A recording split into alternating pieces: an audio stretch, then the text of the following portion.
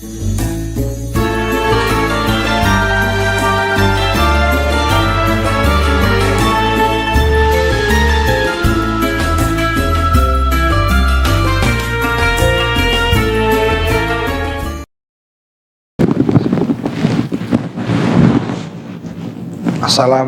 warahmatullahi wabarakatuh.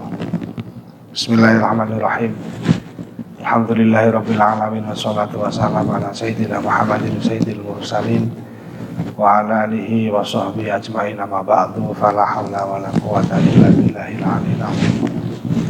Allahumma shalli ala sayyidina Muhammadin abdika wa nabiyyika wa rasulika nabiyil ummi wa ala alihi wa sahbihi wa sallim taslima bi qadri azamati dzatika fi kulli waqtin wahid. Kali ini saya akan membahas tentang hikmah-hikmah puasa Ramadan. Di dalam setiap bulan Ramadan, umat Islam seluruhnya, umat Rasul Muhammad SAW diwajibkan untuk berpuasa.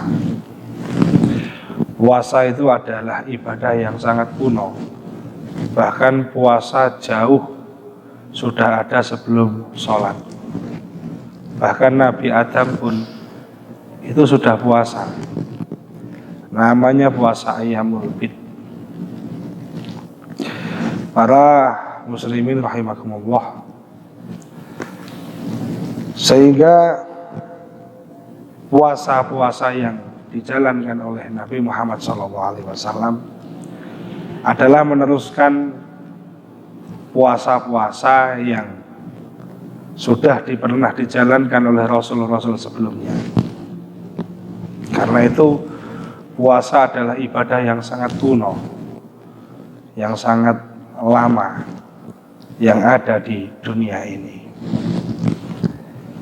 Menjalani puasa di bulan Ramadan bukan hanya sekedar menahan haus dan lapar, namun lebih dari itu terdapat hikmah-hikmah puasa.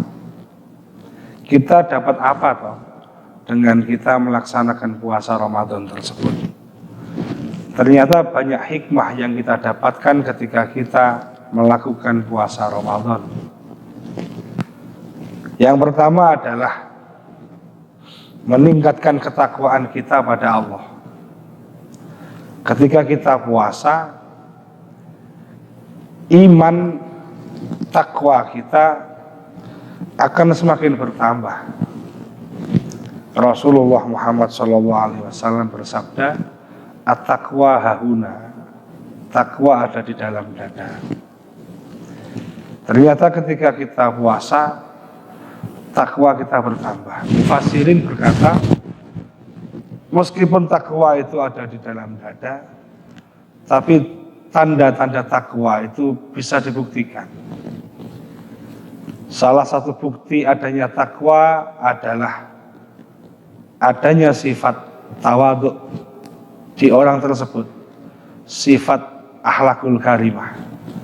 Orang kalau sudah memakai sifat akhlakul karimah, berarti dia pada posisi bertakwa pada Allah. Yang nomor dua adalah sikap qanaah, sikap menerima pemberian Allah secara ridho. Orang kalau sudah bersikap qanaah, maka dia sedang dalam posisi bertakwa pada Allah. Yang keempat adalah wiqayah, menjaga diri dari perbuatan-perbuatan yang dilarang Allah. Orang kalau sudah bisa menjaga diri dari perbuatan-perbuatan yang dilarang Allah, maka dia dalam kondisi bertakwa. Yang terakhir adalah ulfiyah. Ulfiyatun, cinta damai.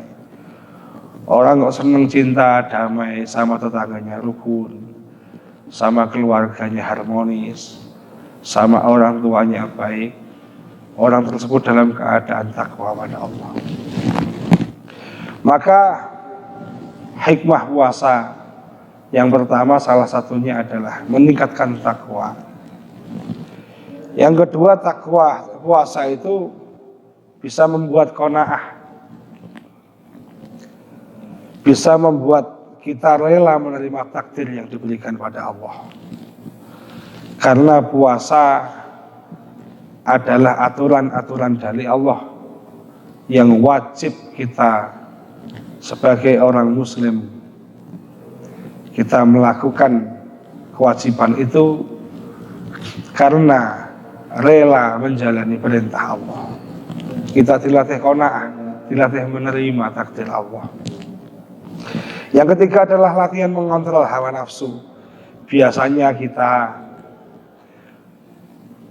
kalau pengen apa nggak puasa, kita pengen apa nggak puasa, langsung dituruti, nafsu langsung dituruti, nafsu langsung dituruti. Ketika dalam keadaan puasa, kita tidak boleh makan, tidak boleh minum di siang hari, tidak boleh kumpul dengan istri di siang hari. Dilatih menahan nafsu. Tidak selamanya, tapi hanya siang. Jadi untuk membersihkan hati, kita menahan hawa nafsu. Karena manusia itu dia ditempeli oleh nafsu sampai mati. Dan nafsu itu ada dua, satu nafsu lawwamah, yang satu adalah nafsul mutmainnah. Nafsu lawwamah adalah nafsu-nafsu keburukan, nafsu-nafsu yang mengajak kita jauh dari Allah. Nafsul mutmainnah adalah nafsu-nafsu yang bagus, nafsu yang bisa mengajak kita mendekat kepada Allah. Ketika kita puasa, kita menahan nafsu-nafsu lawwamah. Yang ketiga, yang keempat adalah hikmah keempat adalah kita bisa berbagi. Berbagi antar sesama karena kita merasakan lapar yang sama, merasakan haus yang sama.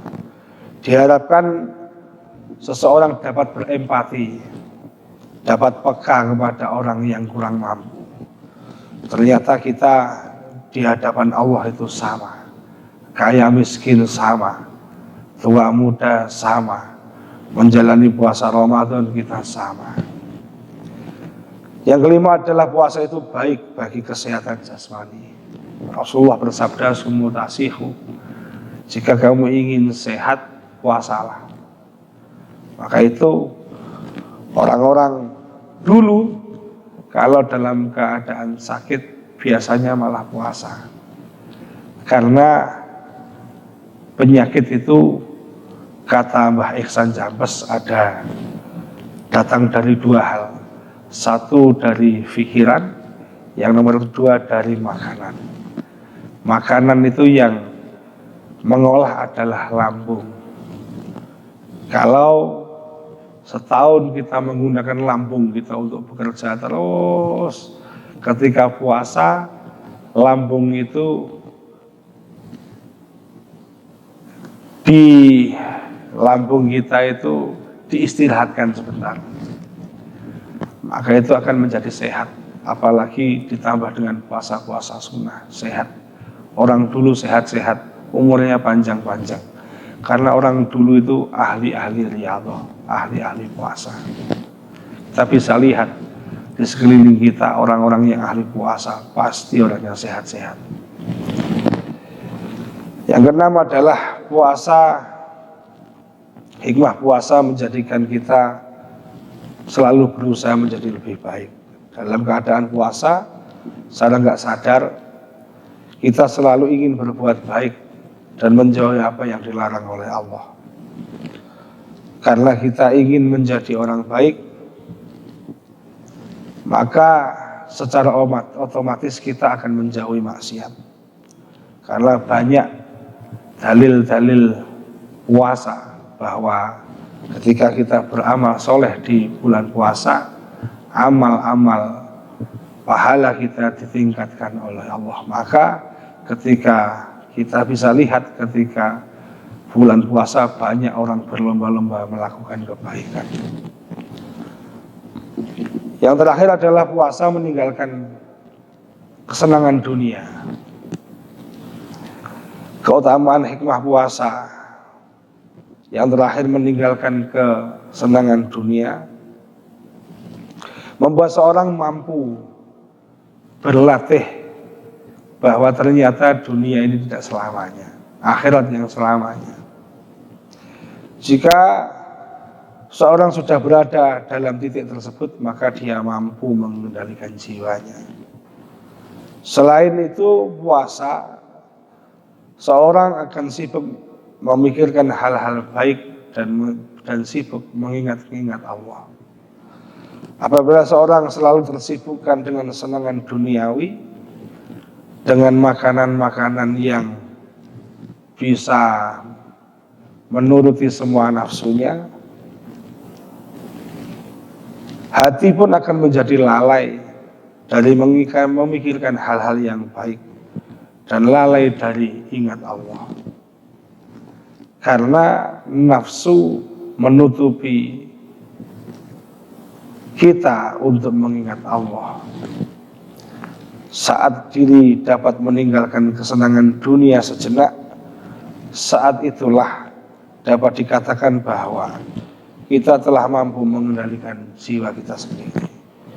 Puasa Ramadan lebih afdal apabila tidak menahan nafsu lapar dan haus saja, tapi bisa menahan, menghindari keharaman mata, keharaman telinga, keharaman perkataan, keharaman perbuatan. Semoga yang singkat ini bisa memberi manfaat, khususnya kepada saya, umumnya kepada kita semua. Mohon maaf yang sebesar-besarnya. Hadanallahu wa iyyakum ajma'in. Ihdinas siratal mustaqim. Assalamualaikum warahmatullahi wabarakatuh.